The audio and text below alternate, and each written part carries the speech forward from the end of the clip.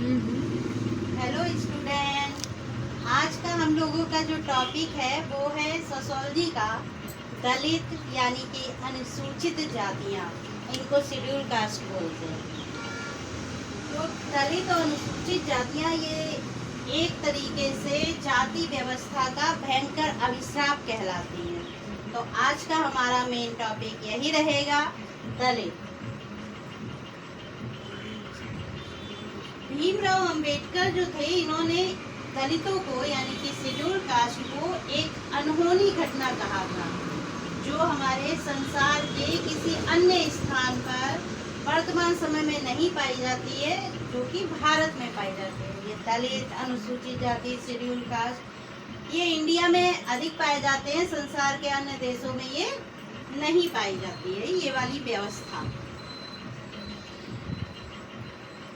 इनको भारत में अनुसूचित जातियां भी कहते हैं, दलित जातियां भी कहते हैं। इसके अलावा भग्न पुरुष भी कहते हैं, वाह्य जाति भी कहते हैं, अंत्यज्य भी कहते हैं, अवर्ण भी कहते हैं, चांडाल भी कहते हैं, पंचम भी कहते हैं, अछूत भी कहते हैं, अस्पृश्य भी कहते हैं और उपेक्षित भी माना जाता है। इनको उपेक्षित जातियां भी कहते हैं।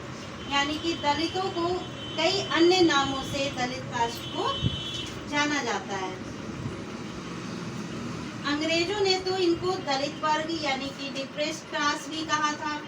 1931 की जनगणना में इनको यानी कि अनुसूचित जातियों को, दलितों को बाहरी जाति भी कहा गया। महात्मा गांधी जो थे, हमारे राष्ट्रपिता महात्मा गांधी, इन्होंने दलित यानी अनुसूचित जाति का एक अन्य नाम रखा था, जो था हरिजन, जो बहुत ही पॉपुलर हुआ। कई लोग जानते हैं हरिजन यानी कि शेड्यूल कास्ट यानी कि दलित वर्ग। साइमन कमीशन और सरकारी विज्ञप्ति जो थी, उसके द्वारा इसको 1935 में अनुसूचित जाति शब्द का प्रयोग किया गया था, इसके लिए दलितों के लिए। ठीक है, दलितों के लिए 1935 में अनुसूचित जाति शब्द का प्रयोग किया गया, जबकि महात्मा गांधी जो थे हमारे राष्ट्रपिता, इन्होंने इनको हरिजन कहा था। ये इम्पोर्टेंट क्वेश्चन है, शॉर्ट में कई बार पूछा जाता है। हरिजन शब्द किसने दिया, तो वो थे महात्मा गांधी। अनुसूचित जाति किसने कहा, साइमन कमीशन और सरकारी विज्ञप्ति में 1935 में कहा गया था। बाकी दलितों को और भी कई नामों से पुकारा जाता है, जैसे अभी हमने बताया था आपको। भीमराव अंबेडकर ने दलितों की उन्नति के लिए बहुत सारे प्रयास किए, बहुत सारे कार्य किए, जिससे कि दलित अपनी उन्नति कर सके। इन्होंने तो दलितों को संसार की अनहोनी घटना कहा, जो विश्व में और कहीं भी नहीं पाई जाती है, भारत में सबसे ज्यादा पाई जाती है। इसकी कुछ डेफिनेशंस हैं जो इम्पोर्टेंट डेफिनेशन है। पहली डेफिनेशन जो है वो है J.H. हट्टन की। J.H. हट्टन ने क्या कहा, जो उच्च जातियों की सेवा पाने के लिए अयोग्य है, मंदिरों में जिनका प्रवेश नहीं हो सकता, सार्वजनिक सुविधाओं से जो वंचित हैं, उन्हें अस्पृश्य जाति कहते हैं। यानी कि हट्टन के अकॉर्डिंग इन्होंने कहा कि जो व्यक्ति उच्च जातियों की सेवा कर ही नहीं सकते, उसके योग्य ही नहीं माने जाते। वैसे तो हमारे देश में प्राचीन काल में 4 वर्ण पाए जाते थे, जिनके बारे में हम कई बार डिस्कस कर चुके हैं, ब्राह्मण, क्षत्रिय, वैश्य और शूद्र। तो शूद्र का काम होता था बाकी तीनों वर्णों की सेवा करना, सबसे निचला वर्ण कहलाता था। अब स्थिति देखिए यहाँ पे हट्टन के अकॉर्डिंग दलितों की उन सूत्रों से भी गिरी हुई स्थिति थी, इसीलिए वो अन्य जातियों की सेवा नहीं कर सकते थे। अन्य जातियों की सेवा पाने के अयोग्य ही थे, वो योग्यता धारण नहीं कर पाते थे। तो ये स्थिति थी दलितों की हट्टन के अकॉर्डिंग। इन्होंने कहा सार्वजनिक सुविधाओं से ये वंचित थे, यानी कि दलित एक ऐसी कास्ट के व्यक्ति कहलाते थे जो अन्य जातियों के व्यक्ति जो भी सुविधाएं पाते थे, उनसे ये वंचित रह जाते थे, इनको वो सुविधाएं प्राप्त नहीं होती थी, उन्हें बोलते थे दलित। अब आते हैं सेकंड डेफिनेशन पे। सेकंड डेफिनेशन है G.S. घुरिये की। इन्होंने क्या कहा, दलित जातियां पंचम श्रेणी यानी कि 4 वर्णों से बाहर। अभी अभी हट्टन वाले में हमने बताया वर्ण कितने होते थे, 4।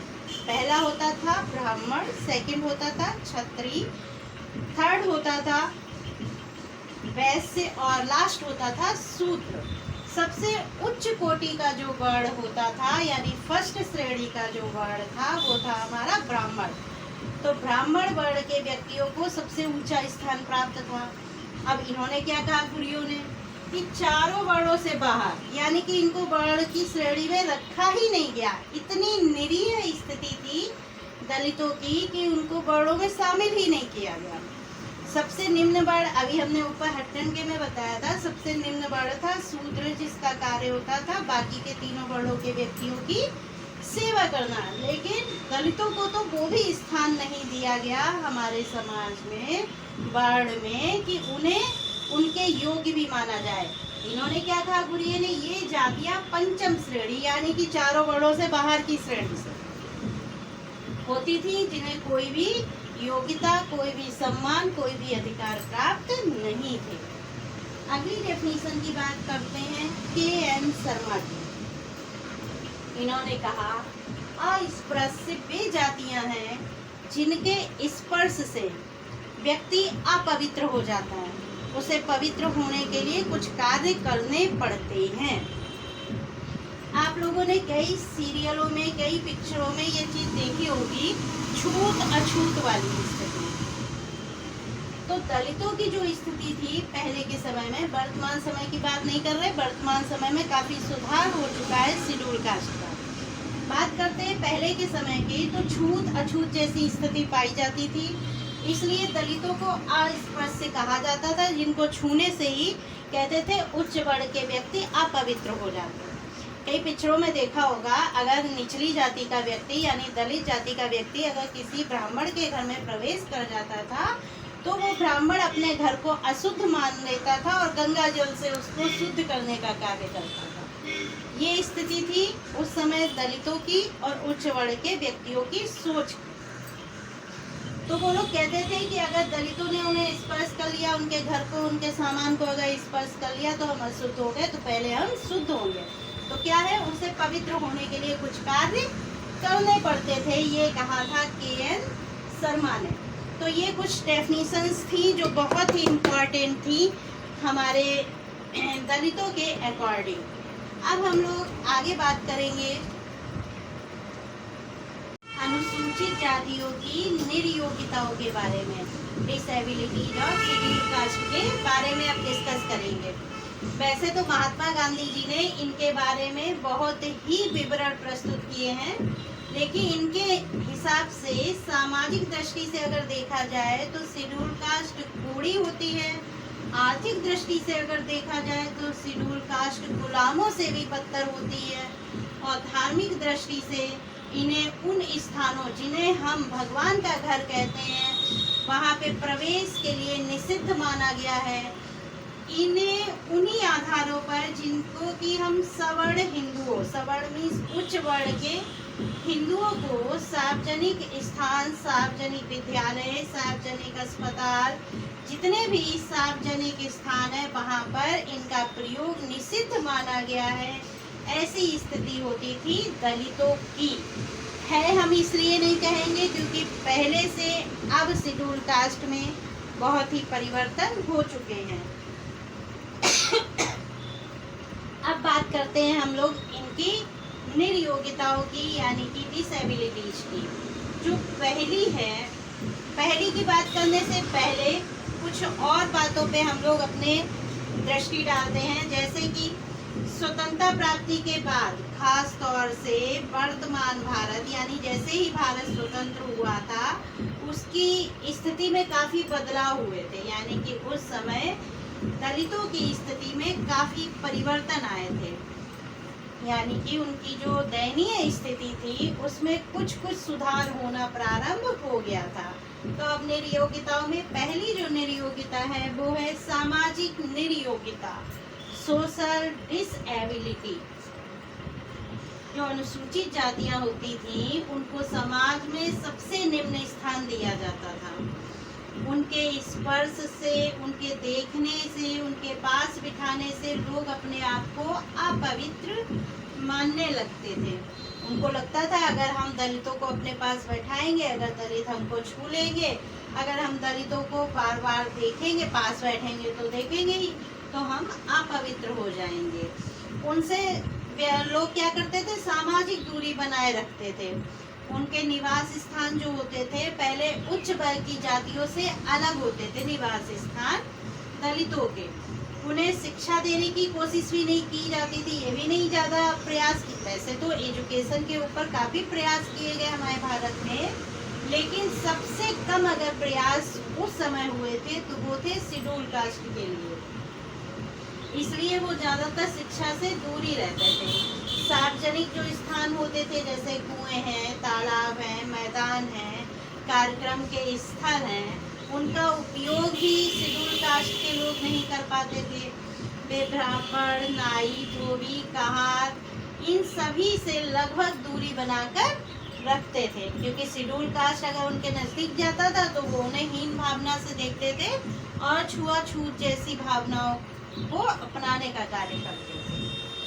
अब बात करते हैं सेकंड निर्योग्यता की। सेकंड जो थी वो थी हमारी आर्थिक निर्योग्यता, इकोनॉमिक डिसएबिलिटीज। जैसे कि अभी हमने कहा शिक्षा के ज़्यादा प्रयास नहीं हो पाए थे इनके, तो जब व्यक्ति अधिक शिक्षित नहीं होता है तो उसकी योग्यताएं कहीं ना कहीं कम हो जाती है, उनकी आर्थिक स्थिति भी कहीं ना कहीं कमजोर हो जाती है। ये लोग अपनी इच्छा अनुसार कोई भी पेशा, कोई भी बिजनेस, व्यवसाय नहीं चुन सकते थे। वे अपने परंपरागत, अपवित्र और गंदे समझे जाने वाले पेशों से जुड़े हुए थे। गंदे, अपवित्र, अब जैसे आप लोग इस समय तो देखते हो बहुत बढ़िया वॉशरूम बने हुए होते हैं सबके घरों में भी, घर के गांव में भी और गांव से बाहर भी सरकार ने बनवा रखे हैं। लेकिन पहले के समय में ऐसे वॉशरूम होते थे जो मैला उठाने का काम जिनसे किया जाता था, वो काम ज़्यादातर शेड्यूल कास्ट के द्वारा ही किया जाता था। तो वो स्थिति थी पहले कि ये काम सिर्फ उसी कास्ट के लोग ज़्यादातर करते थे। अंग्रेजों के समय से ही शेड्यूल कास्ट के जो व्यक्ति थे वो किसी भी भूमि के स्वामी नहीं थे, यानी कि उनकी अपनी कोई अलग से भूमि नहीं थी, उनका अधिकार नहीं था किसी भूमि पर, वो भूमिहीन थे। जो धनी लोग होते थे वो इनसे गुलामों की तरह व्यवहार करते थे। एक तो वैसे ही छुआछूत वाला सिस्टम, और जब काम लेते थे तो बिल्कुल गुलामों की तरह लेते थे और परिश्रम के बदले कम से कम मजदूरी भी देते थे। परंपरागत रूप से अगर देखें तो ना तो ये अच्छे वस्त्र, उस समय की बात हो रही है, आप लोग प्रेजेंट टाइम सोच के मत सोचिएगा, क्योंकि प्रेजेंट टाइम में सबको लगभग बराबर ही अधिकार प्राप्त है। लगभग क्या कहेंगे, बराबर ही अधिकार प्राप्त है। अब ऐसा कोई छुआछूत वाला सिस्टम भी नहीं है और ऐसा भी नहीं है कि शेड्यूल कास्ट अब कोई भी अन्य कार्य नहीं कर सकता, क्योंकि अब तो वो मैला उठाने वाला कार्य भी बंद हो चुका है और शेड्यूल कास्ट अब तो ऊंचे से ऊंचे पद पर भी विराजमान है। तो अब ये बातें नहीं है, लेकिन हाँ प्राचीन काल में कुछ वर्षों पहले इस तरीके की बातें बहुत अधिक होती थी। इसीलिए आप लोगों ने सुना होगा भीमराव अंबेडकर का नाम, जिन्होंने इन जातियों की उन्नति के लिए बहुत ही प्रयास किए और सफल भी हुए। आगे बात करते हैं अगली निर्योग्यता की, वो थी धार्मिक निर्योग्यता। अच्छा, जो अनुसूचित जातियां होती थी उनको मंदिरों में प्रवेश करने का अधिकार नहीं था उस समय। धार्मिक पुस्तकों का वो अध्ययन नहीं कर सकते थे, धार्मिक जो उपदेश होते हैं उन्हें ना दे सकते थे, ना सुन सकते थे। ब्राह्मण इनके यहाँ कोई भी धार्मिक उत्सव नहीं करता था, ना ब्राह्मण ना ही पुरोहित। धर्म संबंधी पवित्र नदियाँ जो होती थी, तालाब होते थे, उन पे नहाने पे भी प्रतिबंध था इनके, और वहाँ से पानी पीने का अधिकार भी नहीं था इनको। यानी कि इनके लिए धार्मिक प्रतिबंध बहुत अधिक थे। सामाजिक निर्योग्यता मतलब प्रतिबंधों को लेके, तो सामाजिक प्रतिबंध भी थे, आर्थिक प्रतिबंध भी थे और धार्मिक प्रतिबंध भी थे। अगला जो हमारी निर्योग्यता है, डिसेबिलिटी है, वो है राजनीतिक निर्योग्यता। अच्छा, स्वतंत्रता प्राप्ति से पहले जो शेड्यूल कास्ट थी वो राजनीतिक गतिविधियों में भाग लेने से वंचित थी। यानी कि जितनी भी राजनीतिक कार्यकलाप होते थे उनमें ये लोग पार्टिसिपेट नहीं करते थे। लेकिन जैसे ही भारत स्वतंत्र हुआ, समय समय पर इनको वोट देने के अधिकार प्राप्त होने लगे। पहले क्या होता था, इस स्वतंत्रता प्राप्ति के प्रारंभ के समय में क्या होता था, ये लोग वोट देने का अधिकार भी नहीं प्राप्त कर पाए थे, इन्हें उसमें भागीदारी लेने का भी अधिकार नहीं था। यानी कि शुरुआती समय में इन्हें काफी दयनीय स्थितियों का सामना करना पड़ा था। काफी प्रयत्नों के बाद ही इन्हें राजनीतिक अधिकार प्राप्त हुए थे, जिसमें एक बहुत बड़ा नाम है सहयोग देने का, बार बार हम कह रहे हैं, भीमराव अंबेडकर जी का।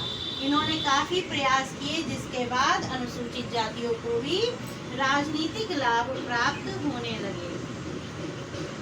अब बात करते हैं इनकी निर्योग्यताओं के बारे में। बात हो गई, अनुसूचित जातियां कौन सी होती हैं, इनकी क्या प्रॉब्लम्स होती हैं, इनके सुधार कौन कौन से किए जा सकते हैं। अब बात करते हैं अनुसूचित जातियों के लिए सुधारवादी कार्यक्रम, यानी कि सरकार के द्वारा कौन कौन से प्रयास किए गए और इनके लिए कौन कौन से सुझाव हो सकते हैं, उसके बारे में बात करते हैं। सबसे पहला जो था वो था हमारा संवैधानिक प्रावधान, यानी कि संविधान के द्वारा किए गए कार्य। अच्छा, ये तो संविधान के द्वारा किए गए स्वतंत्रता के कुछ समय के बाद किए गए कार्य हैं। जब उन्होंने ये स्थिति देखी शेड्यूल कास्ट की अपने देश में सरकार में, तो उन्होंने उनके सुधार के लिए कुछ कार्यक्रम किए थे। लेकिन उससे पहले जैसे महात्मा गांधी है, दलित वर्ग मिशन है, अखिल भारतीय दलित संघ है, हरिजन सेवक संघ है, ब्रह्म समाज है, आर्य समाज है, इन सभी ने इनकी दयनीय अवस्था को देखते हुए स्वतंत्रता से पहले ही काफी प्रयास करने प्रारंभ कर दिए थे। इन्होंने पहले ही प्रयास करने प्रारंभ कर दिए थे और जब हमारा भारत स्वतंत्र हुआ, हमारी सरकार बनी, और उसके कुछ समय के बाद ही इनके लिए संवैधानिक प्रावधान भी किए गए।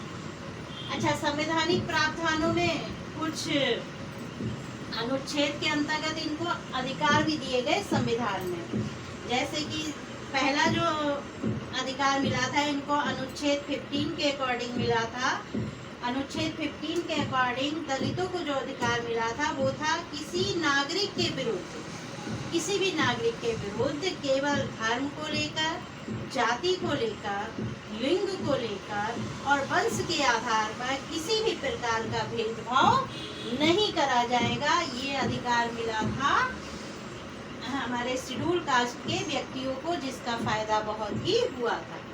यानी कि अब धर्म के आधार पे भी हम भेदभाव नहीं कर सकते अपने भारत देश में, जाति के आधार पर भी नहीं, लिंग के आधार पर भी नहीं और वंश के आधार पर भी नहीं। अब आते हैं अनुच्छेद 16 के अकॉर्डिंग। अनुच्छेद 16 के अनुसार राज्य के अधीन जो नौकरियां होती है या पदों पर नियुक्ति होती है, उन पर सभी नागरिकों को बराबर का अवसर मिलेगा। यानी कि अनुच्छेद 16 में ये कहा गया कि अगर कोई व्यक्ति भारत का नागरिक है, तो राज्य के अनुसार ये दिया गया था, भारत का नागरिक है तो उसको उस राज्य में जितनी भी सरकारी नौकरियां या पद होंगी उनको बराबर का अधिकार प्राप्त होगा, उसमें जाति, लिंग ये भेदभाव नहीं होंगे। अगला जो है वो है अनुच्छेद 17।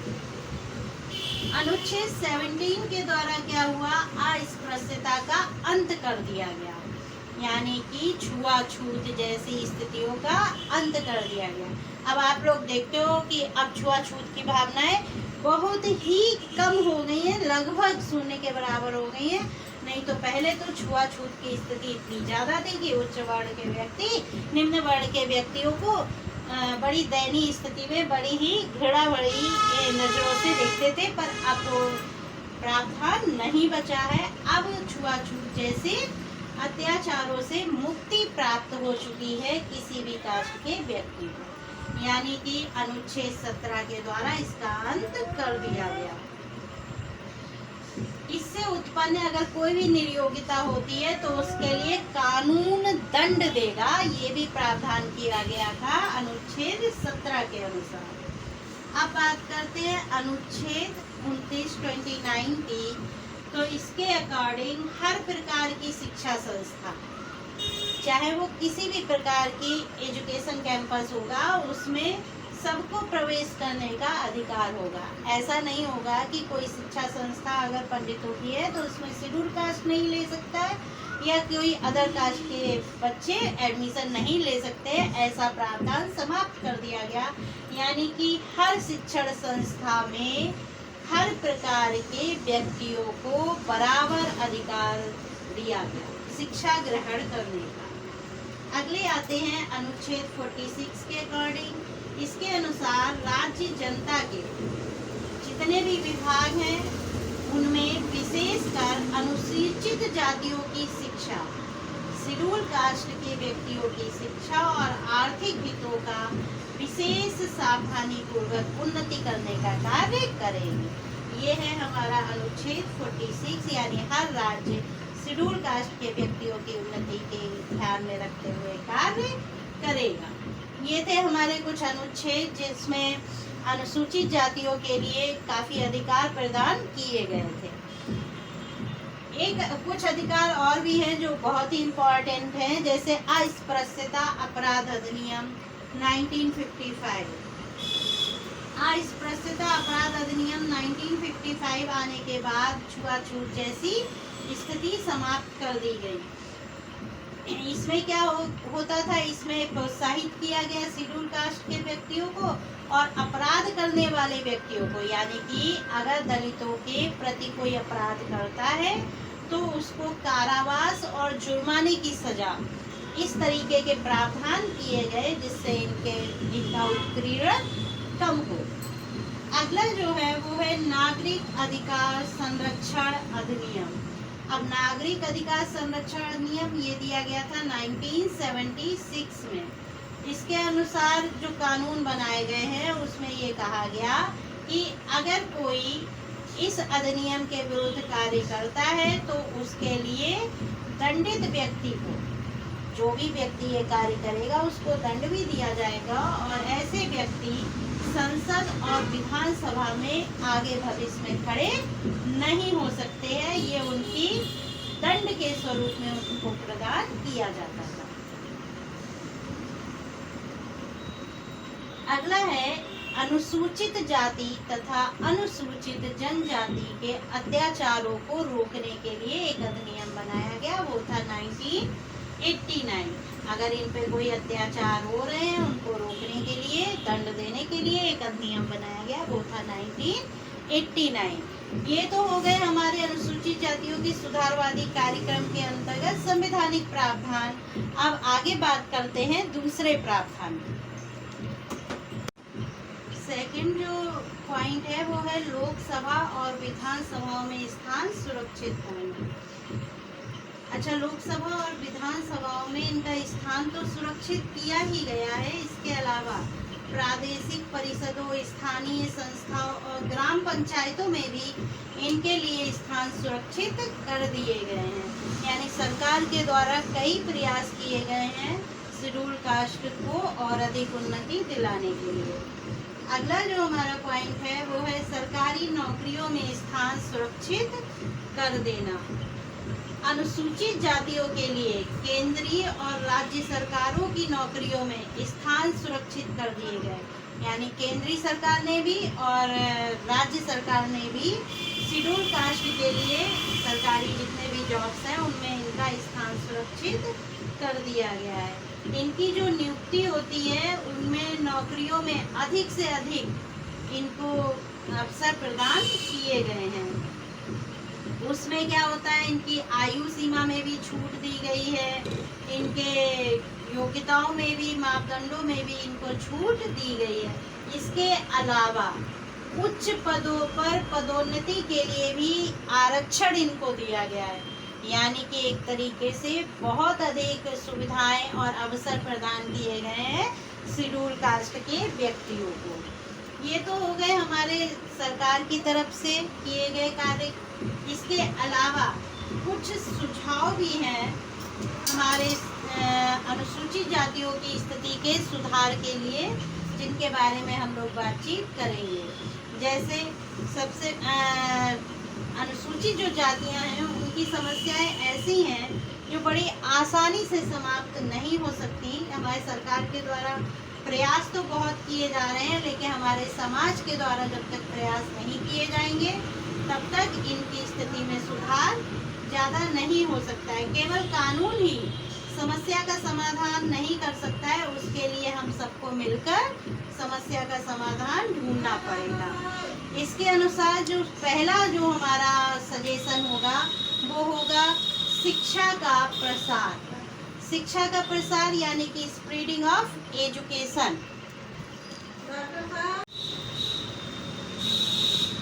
क्योंकि किसी भी तरह के सुधार या विकास का आधार जो होता है वो होता है एजुकेशन। तो पहला पॉइंट है हमारा शिक्षा का प्रसार। एजुकेशन का जब तक हम लोग प्रचार प्रसार नहीं करेंगे तब तक किसी की भी उन्नति और विकास नहीं हो सकता है। तो शिक्षा का प्रसार अनुसूचित जातियों के लिए बहुत ही महत्वपूर्ण होता है।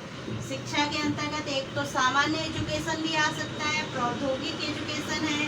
समाज जब तक शिक्षित नहीं होगा तब तक वो भेदभाव जैसी भावनाओं को समाप्त नहीं कर सकता है। शिक्षा का रूप चाहे जो हो, वह अंधकार मिटाने के काम भी आता है, अंधविश्वास को दूर करने के काम भी आता है और जागरूकता बढ़ाने के काम भी आता है। सबसे बड़ी बात, संकुचित मनोभाव जो होते हैं उनको दूर करने का काम कोई कर सकता है तो वो है एजुकेशन।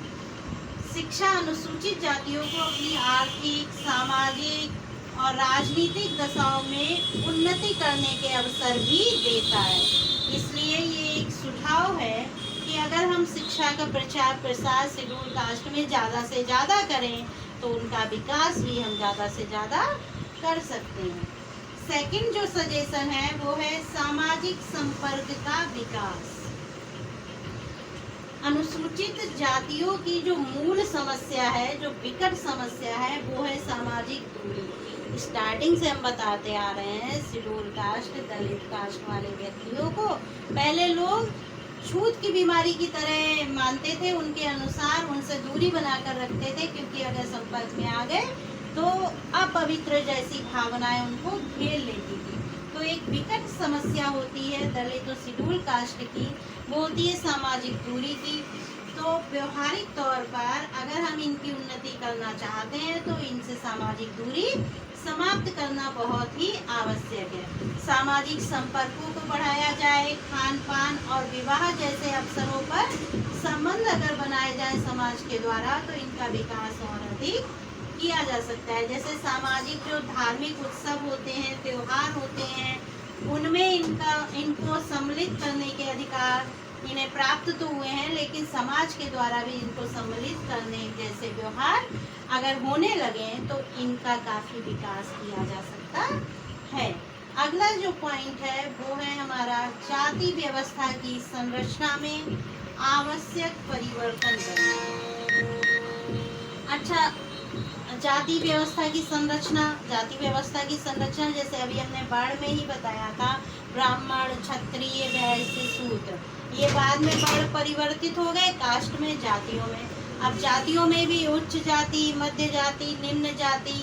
तो शेड्यूल कास्ट को सबसे ही निम्न जाति के समान समझा जाता था। तो ऐसी व्यवस्था में परिवर्तन करना बहुत ही आवश्यक होता है। इसे कानून के द्वारा तो समाप्त नहीं किया जा सकता है, लेकिन समाज के द्वारा इसको नकारा जा सकता है।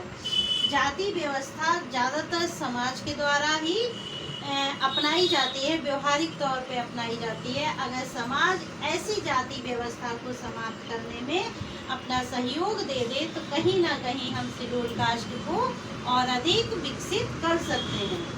अगला जो पॉइंट है हमारा उचित निवास स्थान।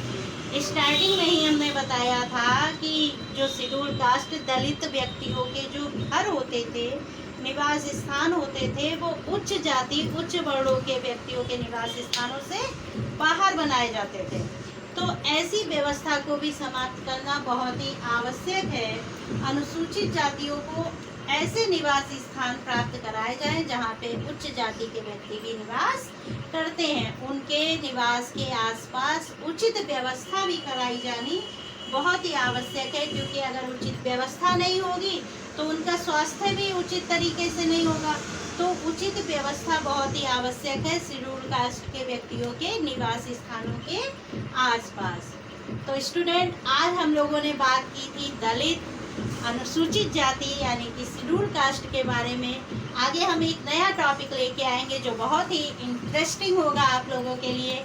अगर आप लोगों को हमारा वीडियो पसंद आया हो, आपको लाभप्रद प्रतीत हो रहा हो, तो प्लीज़ इसको सब्सक्राइब करिए, लाइक करिए और कमेंट्स करिए। Thank you.